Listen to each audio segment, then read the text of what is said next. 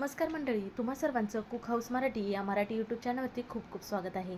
तर आज आपण पाहणार आहोत इडली स्टँडमधला ढोकळा. अगदी करायला सोपा आणि इथं आता तुम्हाला बघितल्यानंतर समजतच असेल. त्याला कितीही जोरजोरात दाबलं तरीसुद्धा तो मूळ अवस्थेमध्ये राहतो.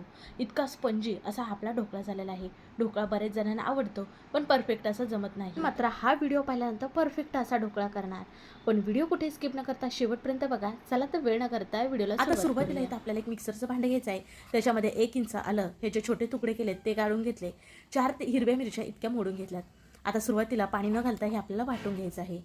आता ह्याच्यामध्ये आपण घालणार आहोत बेसनचं पीठ. तर बेसनचं पीठ हे मी घरी केल्यामुळे इथं चाळून घेतलेलं नाही, पण तुम्ही जर विकतचं बेसन पीठ वापरत असाल ना तर मात्र चाळून घ्या. तर सुरुवातीला बरोबर 1 कप भरून इतकं हे बेसनचं पीठ घेतलं आणि नंतर हे अर्धा कप, एकूण 1.5 कप इतकं हे बेसनचं पीठ घेतलेलं आहे. आता ह्याच्यामध्ये आपल्याला बघा चवीप्रमाणे मीठ घालायचं आहे. साधारण अर्धा चमच इतकं मीठ घातलेलं आहे. आता याच्यामध्ये घालूयात आपण हिंग, कारण बेसन पीठ घेतलं का नाही, बेसन पिठामुळे पोटाला त्रास व्हायला नको म्हणून थोडंसं हिंग टाकणार आहोत, साधारण पाव चमच इतकं. आता आपल्याला याच्यामध्ये घालायची साखर. तर पोहे खायचा चमचा असतो बघा, त्यांनी 2 चमचे इतकी आपल्याला साखर वापरायची आहे. म्हणजे आज जे तुम्हाला प्रमाण दिलेलं आहे ना ते अगदी अचूक असं प्रमाण सांगितलेलं आहे. आता इथं आपल्याला लागणार आहे हे लिंबू सत्व, याला सेंट्रिक ॲसिड म्हणतात. तुम्हाला कुठल्याही किराणा मालाच्या दुकानामध्ये सहजपणे मिळून जाईल. इथं ना आपल्याला फक्त पाव चमच इतकंच घालायचं आहे, कारण हे लिंबू सत्व असल्यामुळे ना खूप आंबट असतं, त्याच्यामुळे थोडंच वापरायचं आहे आपल्याला. पाव चमच इतकं घातलेलं आहे. आता आपण घालणार आहोत पाणी. सुरुवातीला ना अर्धा कप इतकं घातलेलं आहे पाणी, नंतर आपण लागेल तसं पाणी घालणार आहोत. एकूण किती पाणी लागलं ना तुम्हाला पुढे सांगेलच. आता मिक्सरला छान असं हे फिरून घेतलं, पण आपलं हे मिश्रण जरा जास्तच घट्ट आहे म्हणून पुन्हा ह्याच्यामध्ये पाव कप इतकं पाणी घातलं आणि मिक्सरला आपण एकदा फिरून घेणार आहोत. म्हणजे यांचा सर्वांचा छान प्रकारे जीव होईल. असं हे आपण मिक्सरला बॅटर करून घेतल्यामुळे ना आपल्याला हाताने फेटत बसावं लागत नाही. म्हणजे मिक्सरच्या भांड्यामध्ये सगळे जिन्नस घातले की एकसारखे बारीक होतात आणि हे मिश्रण ना आपलं छान एकदम पेस्टसारखं असं एकसारखं होतं. जास्त वेळ आपल्याला फेटत बसावं लागत नाही किंवा आपला हातसुद्धा दुखत नाही.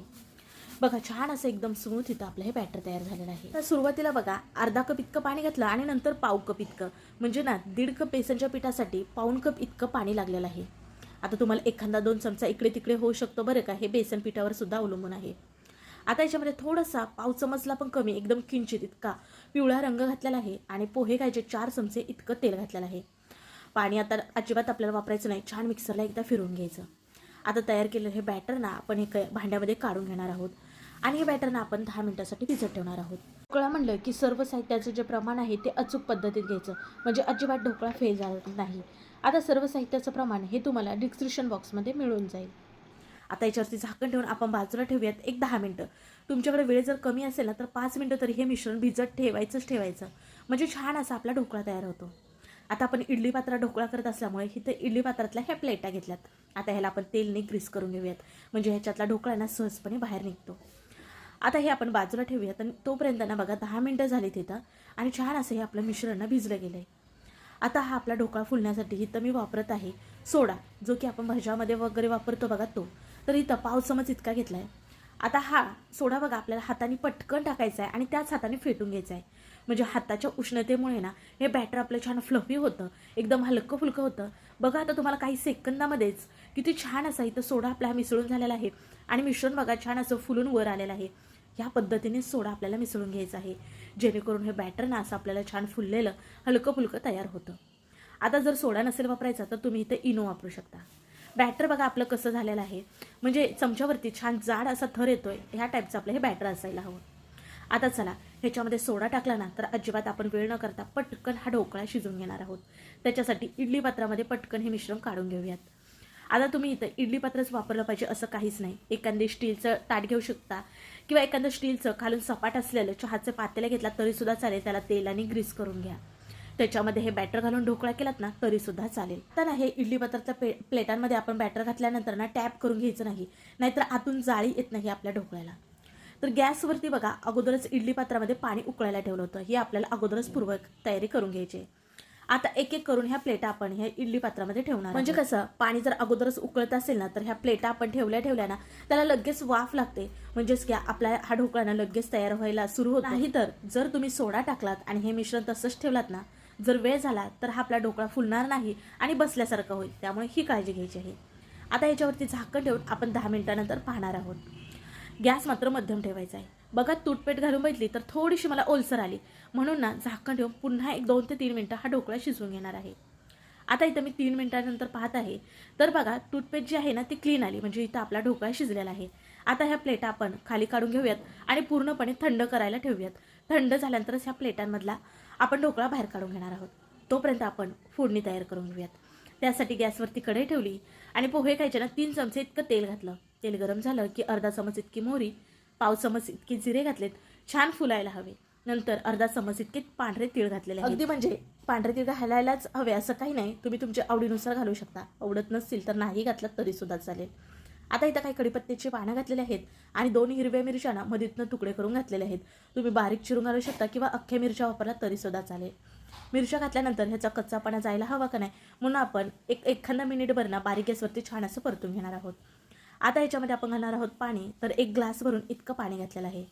आता आपण ही फोडणी तयार करत असल्यामुळे ढोकळ्याची, तर ती फोडणी आपली गोड असायला हवी म्हणून ह्याच्यामध्ये पोहे खायचे 4 चमचे इतकी साखर घातली.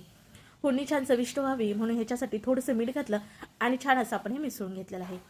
आता 2 ते 3 मिनिटं ही फोडणी आपल्याला शिजून घ्यायची आहे, म्हणजे छान चविष्ट अशी आपली ही फोडणी तयार होते. ढोकळा म्हणलं की बघा बरं घशामध्ये ना अडकल्यासारखा होतो किंवा बसल्यासारखा होतो, त्याच्यामुळे ही अशी फोडणी तयार करून घ्यायची, जेणेकरून ना हा ढोकळा खायला छान लागतो. आता इथं ही फोडणी आपली शिजून झाली की गॅस बंद करून वरनं आपण तोपर्यंत आपण फोडणी तयार करून घेऊयात. त्यासाठी गॅसवरती कढई ठेवली आणि पोहे खायचे ना 3 चमचे इतकं तेल घातलं. तेल गरम झालं की अर्धा चमच इतकी मोहरी, पाव चमच इतकी जिरे घातलेत, छान फुलायला हवे. नंतर अर्धा चमच इतके पांढरे तीळ घातलेले आहेत. अगदी म्हणजे पांढरे तीळ घालायलाच हवे असं काही नाही, तुम्ही तुमच्या आवडीनुसार घालू शकता. आवडत नसतील तर नाही घातलं तरी सुद्धा चालेल. आता इथं काही कढीपत्त्याची पानं घातलेली आहेत आणि 2 हिरव्या मिरच्या मधीतनं तुकडे करून घातलेले आहेत. तुम्ही बारीक चिरून घालू शकता किंवा अख्ख्या मिरच्या वापरला तरी सुद्धा चालेल. मिरच्या घातल्यानंतर ह्याचा कच्चापणा जायला हवा का नाही म्हणून आपण एखादा मिनिटभर ना बारीक गॅसवरती छान असं परतून घेणार आहोत. आता ह्याच्यामध्ये आपण घालणार आहोत पाणी, तर 1 ग्लास भरून इतकं पाणी घातलेलं आहे. आता आपण ही फोडणी तयार करत असल्यामुळे ढोकळ्याची, तर ती फोडणी आपली गोड असायला हवी म्हणून ह्याच्यामध्ये पोहे खायचे 4 चमचे इतकी साखर घातली. फोडणी छान चविष्ट व्हावी म्हणून ह्याच्यासाठी थोडंसं मीठ घातलं आणि छान असं आपण हे मिसळून घेतलेलं आहे. आता 2 ते 3 मिनिटं ही फोडणी आपल्याला शिजून घ्यायची आहे, म्हणजे छान चविष्ट अशी आपली ही फोडणी तयार होते. ढोकळा म्हणलं की बघा बरं घशामध्ये ना अडकल्यासारखा होतो किंवा बसल्यासारखा होतो, त्याच्यामुळे ही अशी फोडणी तयार करून घ्यायची, जेणेकरून ना हा ढोकळा खायला छान लागतो. आता इथं ही फोडणी आपली शिजून झाली की गॅस बंद करून वरनं आपण बारीक चिरलेली कोथिंबीर घालणार आहोत. पर्यंत बघा इडली प्लेटांमधला हा ढोकळा जो आहे ना आपला थंड झालेला आहे.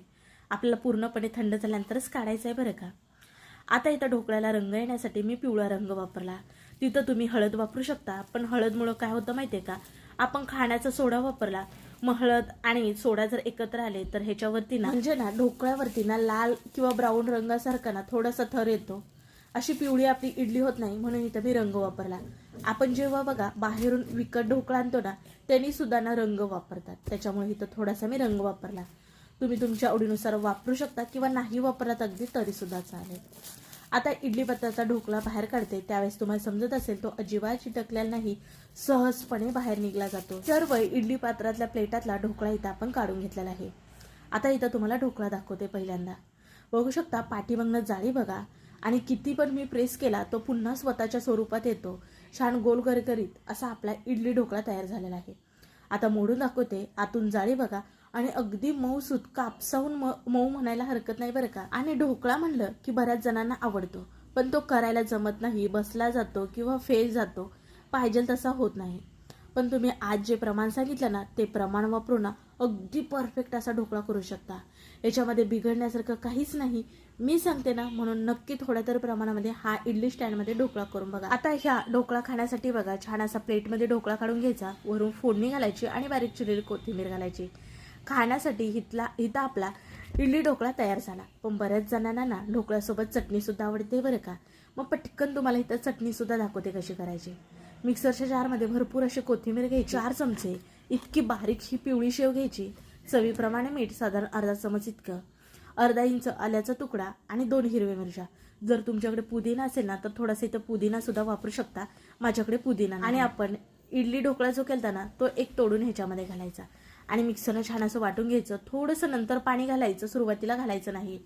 अगदी आपण बाहेरनं विकत ढोकळा खाताना त्याच्यासोबत चटणी भेटते बघा, अगदी तशी चवीला लागते. खरंच खूप खायला छान लागते बघा. छान दाटसर इथं आपली अशी चटणी तयार झाली. पण पुदिना जर असेल ना तर जरूर वापरा, त्याने छान फ्लेवर आणि टेस्टसुद्धा मस्त अशी येते. आता तयार केलेली चटणी आपण एका वाटीमध्ये काढून घेऊयात.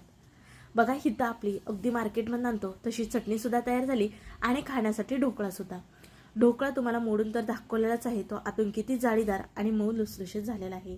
मग कसा वाटला व्हिडिओ नक्की कमेंट करून सांगा. व्हिडिओ जरा सुद्धा आवडला तर व्हिडिओ लाईक करा, व्हिडिओ शेअर करा तुमच्या मित्र मैत्रिणी परिवारामध्ये. इथून पुढे तर तुमचा ढोकळा कधीच बिघडणार नाही.